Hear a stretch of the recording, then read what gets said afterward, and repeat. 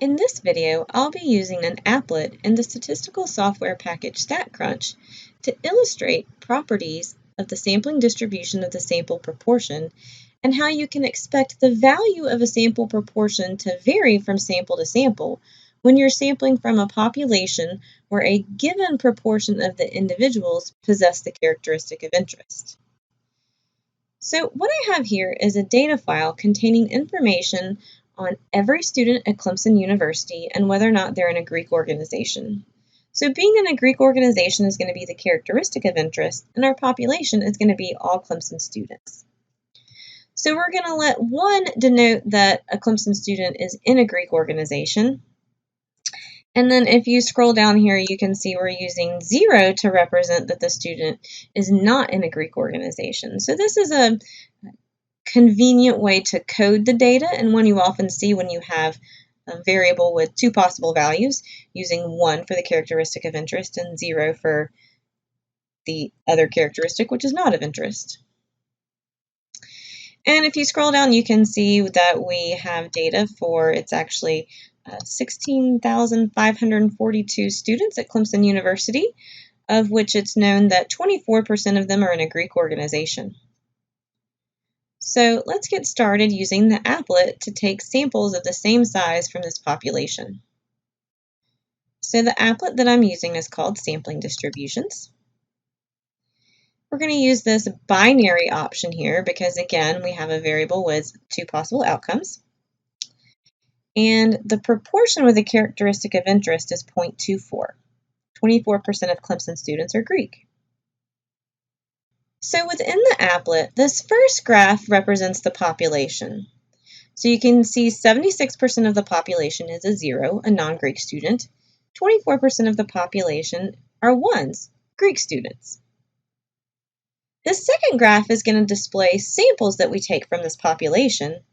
And then the final graph, we're going to plot the proportion of Greek students from each of the samples that we select in order to see how we can expect that sample proportion to vary from sample to sample when the population proportion is 0.24. So to begin the demonstration, let's take samples of size 5. And let's select our first sample of 5 Clemson students.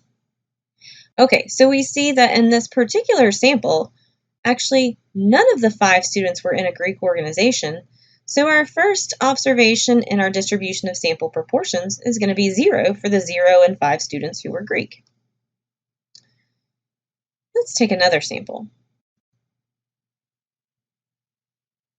So we see in this second sample, we ended up with 1 student who was in a Greek organization out of the 5 students that were selected for our sample. So that gives a sample proportion of 0.2, 1 and 5. So 0.2 becomes our second observation in our distribution of sample proportions. Let's take a third sample. All right, so this time I came up with an estimate of 0.4. So 2 out of the 5 students selected for the sample are in a Greek organization. So this demonstrates how the sample proportion is itself a random variable. Every time we select a different sample from the population, we're going to end up with a slightly different estimate of the population proportion. So the sample proportions aren't going to be equal to each other necessarily, nor are they necessarily all that close to the population proportion. We see that I had 1 sample that underestimated the population proportion, 1 sample that did a pretty good job of estimating the population proportion, and 1 that really overestimated the population proportion. So I could continue doing this, selecting 1 sample at a time and plotting the sample proportion to get an idea of what I can expect in repeated sampling. But rather than doing it 1 at a time, this applet has a handy 1,000 times button. So I can go ahead and see what would happen if I were to take samples of size 5 over and over and over and over again.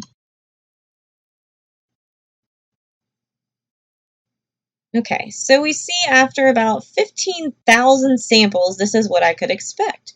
So a sample proportion of 0.2 is the most likely value to occur, but we see this is a distribution that is actually slightly skewed to the right. So we can see that as evidenced by the mean of this distribution being slightly to the right of the median of the distribution. So this mean here of 0.24 represents what would happen if you would average together all of the possible sample proportions that we could get from samples of size 5. And it's no coincidence that this mean is actually equal, or here it's a simulation, so it's just very close to the population proportion value of 0.24. All right, so then it makes sense that if we were to take larger samples, our estimate would probably end up being a little bit closer to the population value. We're getting a little more information about the population in a larger sample. So let's use samples of size 30 and see what we get. All right, so here's my first sample of size 30. Looks like I had a sample proportion of 0.2 there. Here's another sample of size 30. Looks like I had a sample proportion of about 0.13, so that becomes another observation in my distribution of sample proportions. I got another 0.2, and I could keep going one at a time, or I could go 1,000 at a time.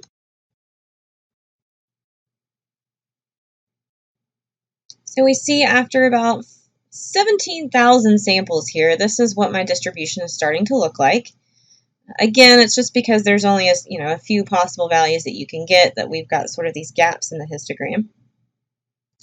But we're getting an overall picture that, the most likely value is going to be somewhere close to the population proportion of 0.24. But we see that this distribution, even though it's starting to look a little more symmetric, it really does still have a little bit of a heavy right tail. And so if you recall with sample means, 30 was kind of this magic number where your sampling distribution would start to look approximately normal. That's actually not the case with proportions. So with proportions, it's not just the sample size, which is going to determine whether or not your distribution looks approximately normal, but it also depends on the value of the population proportion. When the population proportion is either very small or very large, you're actually going to need bigger samples in order to get a sampling distribution which looks approximately normal.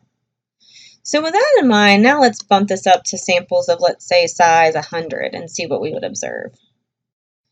So here, one sample of 100, I have 0.2, another I have 0.15, 0.13, and I could keep going, or I could just do 1,000 times button.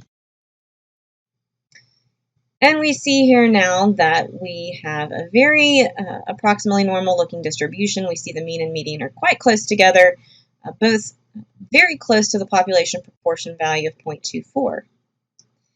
And something else I'd like to remark on in the sampling distribution using samples of size 100 is the fact that on the average, my sample proportions are fairly close to the population proportion that I'm trying to estimate. Right? There's not a whole lot I'm not going to get a whole lot that are very far away from 0.24.